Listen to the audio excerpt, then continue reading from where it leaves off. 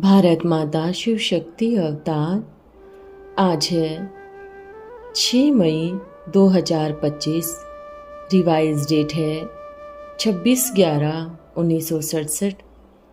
आस्तिक बच्चे, तुमसे कोई पूछे तुम रचता और रचना के आदि मध्य अंत को जानते हो तो तुम झट कहेंगे हाँ, गोया तुम आस्तिक ठहरे।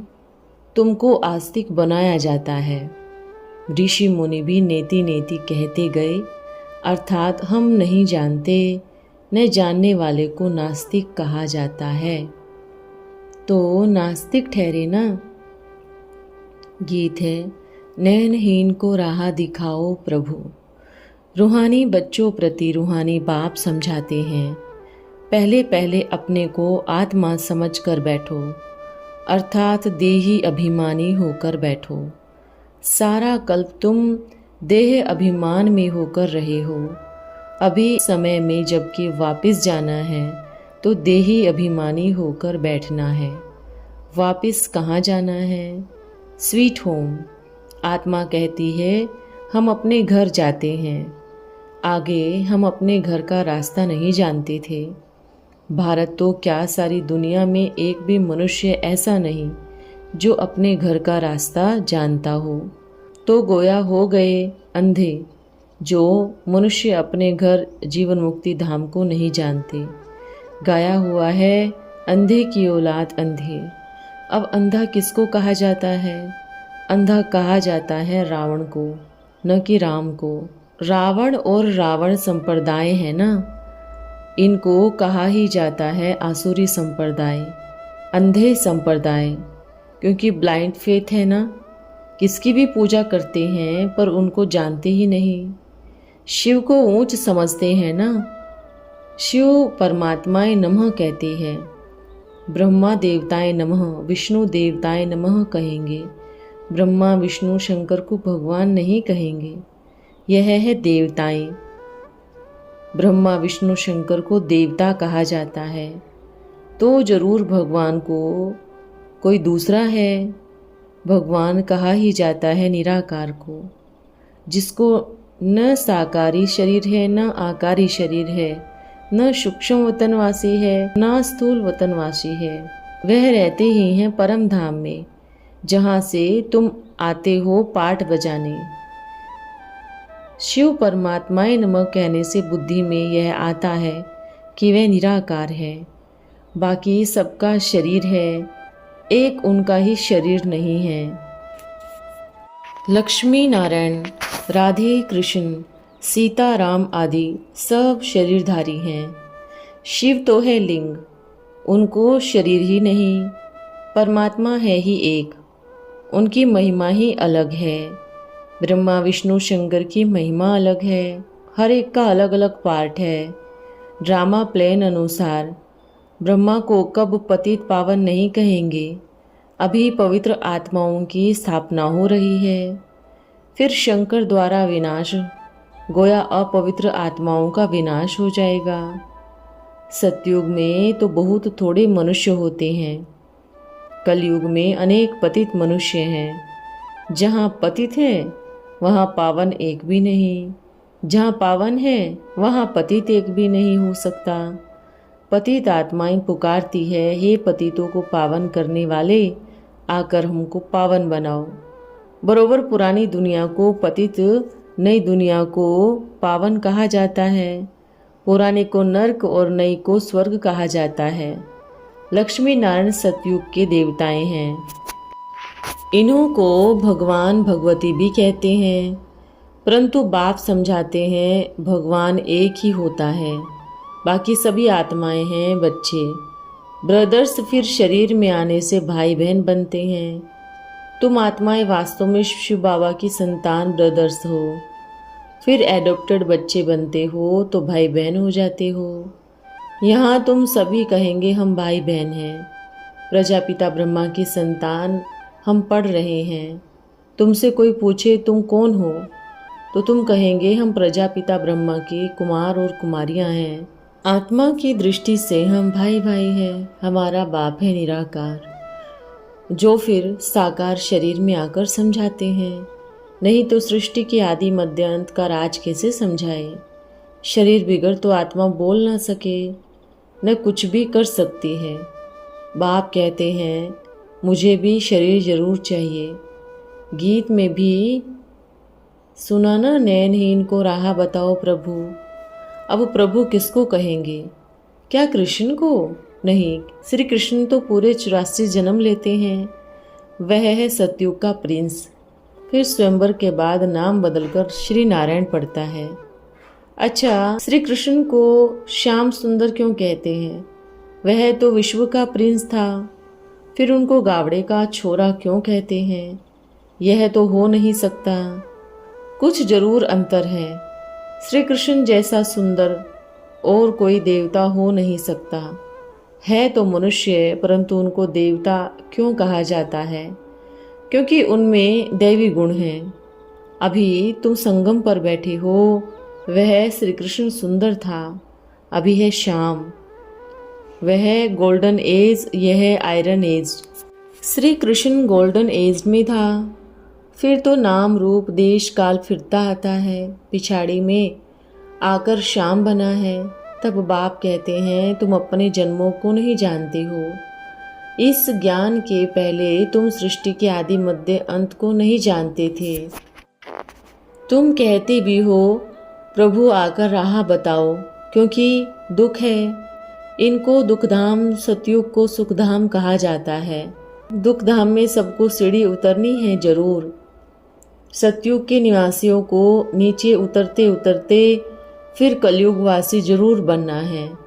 अब सब नरकवासी ठहरे, परंतु अपने को कोई नरकवासी समझते थोड़ी ही हैं। स्वर्ग नरक का भी किसको पता नहीं। ये गीत तो कलयुगी मनुष्यों का ही बनाया हुआ है। तुम अभी हो संगम योगी, बुलाते भी हैं हे प्रभु हम नैनहीन को आकर राह बताओ, क्योंकि दुखी हैं। सतयुग तो है ही सुखधाम, शांति धाम, सुखधाम और दुखधाम। यह तो तुम बच्चे समझ गए हो। हमने ही 84 जन्म लिए हैं, तब यहाँ आए हैं। जो आत्माएं पहले आई हैं वह आत्माएं पहले जाएंगी। सारी बारात जाएगी। जो आत्माएं पहले आई है वह पूरे 84 जन्म भोग फिर चली जाएगी। हर एक को अपना पार्ट रिपीट करना है। यह वर्ल्ड की हिस्ट्री ज्योग्राफी है ना, इनको सिर्फ तुमको ही मालूम है। वह लोग तो सिर्फ कहने मात्र कहते हैं वर्ल्ड की हिस्ट्री ज्योग्राफी रिपीट। कैसे रिपीट होती है यह कोई नहीं जानते। ऋषि मुनि भी नेति नेति कहते गए, अर्थात हम नहीं जानते। न जानने वाले को नास्तिक कहा जाता है। तुमसे पूछे तुम रचता और रचना के आदि मध्य अंत को जानते हो, तो तुम झट कहेंगे हाँ। गोया तुम आस्तिक ठहरे। तुमको आस्तिक बनाया जाता है। जब तक ब्राह्मण ब्राह्मणी ब्रह्मा कुमार कुमारी न बने तो देवता कैसे बनेंगे? पहले पहले है ब्राह्मण चोटी, फिर देवता क्षत्रिय। बाजोली खेलते हैं ना, कोई फूल खेलते हैं, कोई फूल नहीं खेलते हैं। वर्णों का चित्र है ना, उनमें देवता क्षत्रिय वैश्य शूद्र दिखाते हैं, बाकी ब्राह्मण नहीं दिखाए हैं। ब्राह्मण तो जरूर हैं। जब कोई पूजा शुरू होती है या यज्ञ रचते हैं तो ब्राह्मण जरूर बैठते हैं। सतयुग में तो यज्ञ आदि होते नहीं। द्वापर कलयुग में मनुष्य अनेक प्रकार के यज्ञ रचते हैं। रुद्र शिव को कहा जाता है अनेक यज्ञ रचेंगे, क्यों रचते हैं? यह रस्म रिवाज कहाँ से आई? भक्ति मार्ग में जो कुछ होकर गए हैं वह रिपीट होता रहता है। जैसे त्योहार है वह भी रिपीट होते रहते हैं। तुम्हारा तो यह है बेहद का यज्ञ। इनमें सारी पुरानी दुनिया स्वाहा हो जाएगी, फिर कोई यज्ञ रचेंगे नहीं। सतयुग त्रेता में कोई आपदा आती नहीं। जब कोई आपदा आती है तभी यज्ञ रचते हैं। सतयुग में तो यह बातें होती नहीं। इस समय सभी मनुष्य हैं नयनहीन। यह नयन तो सबके हैं, परंतु अब आत्मा को तीसरा नेत्र मिलता है। बाकी भक्ति मार्ग में तो सब झूठी कथाएं बैठ सुनाते हैं। तीसरी की कथा, अमर कथा, यह शास्त्र सब है भक्ति मार्ग के। सतयुग त्रेता है ज्ञान मार्ग, फिर द्वापर कलयुग में भक्ति मार्ग होता है। रावण को हर वर्ष जलाते हैं, परंतु अर्थ समझते नहीं। एफिजी दुश्मन के जलाते हैं। रावण कब का दुश्मन है यह कोई को पता ही नहीं। अभी तुम जानते हो रावण राज्य का विनाश और राम राज्य की स्थापना होती है। वह तो सिर्फ कथा बैठ सुनाते हैं, जो होकर गए उन्हों के फिर शास्त्र बैठ बनाते हैं। द्वापर के बाद सतयुग में और शास्त्र भक्ति पूजा आदि कुछ भी नहीं होती, वह है पूज्य। द्वापर कलयुग में होते हैं पुजारी। जहाँ पूज्य है वहाँ पुजारी नहीं, यहाँ सब पुजारी है, पूज्य एक भी नहीं। तुम अभी पूज्य बन रहे हो। सतयुग त्रेता में है पूज्य, द्वापर में पुजारी अर्थात नरकवासी होते हैं। सब पूजा करते रहते हैं। शंकराचार्य भी शिव की पूजा करते हैं, तो उनको पूज्य थोड़ी ही कहा जा सकता है। पूज्य को पुजारी माथा टेकते हैं। यहाँ है ही सब पुजारी, पूज्य कोई है नहीं। पूज्य है सिर्फ एक बाप और सभी पूज्य से पुजारी बनते हैं। यह राधे कृष्ण पहले नंबर में थे, फिर इन्हों को 84 जन्म लेने हैं। आधा कल्प पूज्य और आधा कल्प पुजारी। आप ही पूज्य फिर आप ही पुजारी मनुष्य के लिए है। बाप तो सदैव पूज्य है, उनको शरीर तो है नहीं। यह तो सिर्फ लोन लेते हैं, इसलिए इनको भागीरथ कहा जाता है। भागीरथ द्वारा बाप आकर ज्ञान सुनाते हैं। बाकी पाने की बात नहीं है, वह सब है भक्ति मार्ग की झूठी बातें। वह सुनते सुनते पढ़ते पढ़ते नीचे उतरते ही आए हैं। भारत सच खंड था, अब झूठ खंड है। सच्चे सोने में अलाय पड़ती है ना। गोल्डन एज से सिल्वर, फिर कॉपर आयरन एज में आती हैं। आत्मा जो सतो प्रधान थी वह तमो प्रधान बनी है। यह है कलयुग आयरन एज्ड। गोल्डन एज दुनिया का अभी नाम निशान ही नहीं है। जो भी देवी देवताएं हैं इन्हों को आयरन एज विकारी मनुष्य माथा टेकते हैं। देवताओं की महिमा गाते हैं, आप सर्वगुण संपन्न हम नीच विकारी। हम निर्गुण हारे में कोई गुण नहीं। जो वाइसलेस है वह अपने को ऐसे कहेंगे नहीं कि हम ऐसे हैं, वह तो है ही पावन। गायन भी है विशेष वर्ल्ड और वाइसलेस वर्ल्ड। वर्ल्ड वैशाल्य और शिवालय। शिव बाबा शिवालय स्थापन कर रहे हैं। जो पवित्र बनेंगे वही स्वर्ग के मालिक बनेंगे। यह नयनहीन को राह दिखाओ का गीत है नंबर 1। दूसरा है जाग सजनिया जाग। ऐसे ऐसे गीत अच्छे हैं, परंतु गीत बनाने वाले भी इनका अर्थ नहीं समझ सकते। बाप ही आकर समझाते हैं। यह है विचित्र पाठशाला, जहाँ तुमको मनुष्य से देवता बनाया जाता है। तुमको ही शिव बाबा पढ़ाते हैं। उसका एक्यूरेट नाम है शिवालय, अभी है वैशाल्य।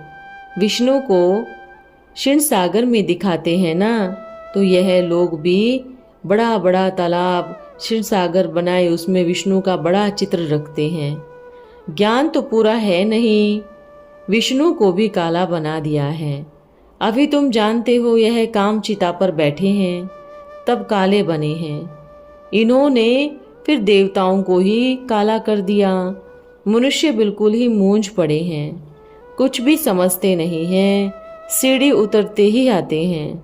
तमो प्रधान की आयु वृद्धि को पाती ही जाती है। इसको कहा जाता है अज्ञान भक्ति। गायन भी है ज्ञान अंजन सतगुरु दिए, अज्ञान अंधेर विनाश। ज्ञान है ना, अज्ञान है भक्ति। देहली में ज्ञान विज्ञान भवन है ना, परंतु इसका अर्थ नहीं समझते। जैसे त्रिमूर्ति गली व भवन कहते हैं ना, समझते थोड़ी ही हैं। 3 मूर्ति किसकी हैं? लिखा हुआ भी है सत्यवम जयते, अक्षर तो ठीक है। 3 मूर्ति ऊपर में शिव बाबा होता है तो तुम्हारी विजय हो। शिव बाबा बैठ तुमको नॉलेज देते हैं, परंतु शिव बाबा को ही गुम कर दिया है।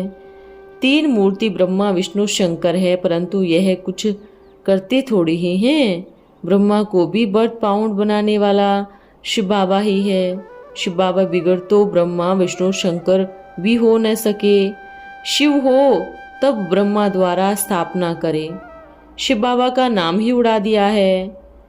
वैसे ब्राह्मण जो चोटी हैं वह भी उड़ा दिए हैं। तो सब बातें खंडन हो गई।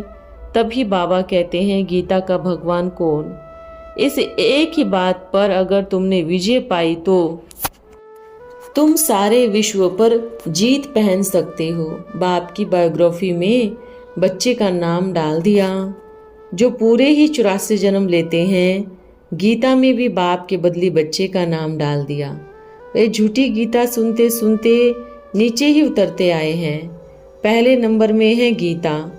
गीता खंडन तो सभी खंडन हो जाते हैं। सब गपोड़े ही गपोड़े हैं। कोई भी शास्त्र में एम ऑब्जेक्ट नहीं है। बाप कहते हैं, मैं तुमको राजाओं का राजा बनाता हूँ। यह है ही राजयोग। और कोई शास्त्र में राजयोग की बात नहीं। बाप ही कहते हैं, मन मना भव, अर्थात बाप को याद करो। यह कोई शास्त्रों में नहीं है। कहते हैं शास्त्रार्थ करो, है ही झूठे, तो फिर वाद विवाद क्या करेंगे? फायदा ही नहीं। तुम सच्ची गीता से वर्षा पा रहे हो, वह झूठी गीता पढ़ते पढ़ते गिर पड़े हैं। यह है ही पतित दुनिया। नरक में पावन कोई हो नहीं सकता। वह सतयुग, यह है कलयुग। तुम हो संगम पर, इनमें भी नंबरवार है। कोई का तो आधा टांग कलयुग में, आधा टांग संगम पर। सृष्टि के आदि मध्य अंत का राज तो बाप के सिवा और कोई समझा न कैसे सकते हैं। ऋषि मुनि ही कहते गए, हम नहीं जानते तो परंपरा यह चल कैसे सकता है। बाप कहते हैं, यह ज्ञान प्रायलोप हो जाता है। बच्चे तो बहुत हैं, परंतु नामी ग्रामी तो यह राधे कृष्ण ही हैं। सतयुग के फर्स्ट प्रिंस प्रिंसेस कब किसके ख्याल में भी नहीं आएगा कि यह कहाँ से आए। सतयुग के आगे जरूर कलयुग होगा। उन्होंने क्या कर्म किए जो विश्व का मालिक बने। भारतवासी को इन्हों को विश्व का मालिक नहीं समझते। इनका जब राज्य था तो भारत में और कोई धर्म ही नहीं था। अभी तुम बच्चे समझते हो बाप हमको राजयोग सिखाकर यह लक्ष्मी नारायण बना रहे हैं। अच्छा, ओम नमः शिवाय। आज का वरदान है, प्योरिटी की पर्सनैलिटी मूर्त भव। आप परम पवित्र बाप के बच्चे हो, इसलिए आप बच्चों से प्योरिटी की पर्सनैलिटी सबको दिखाई देनी चाहिए। आपके मस्तक द्वारा शुद्ध आत्मा और सतोप्रधान आत्मा दिखाई दे। नैनो द्वारा भाई भाई की वृत्ति अर्थात श्रेष्ठ शुद्ध वृत्ति अनुभव हो, जो वायुमंडल व वाइब्रेशन को परिवर्तन कर सके। ओम नमः शिवाय।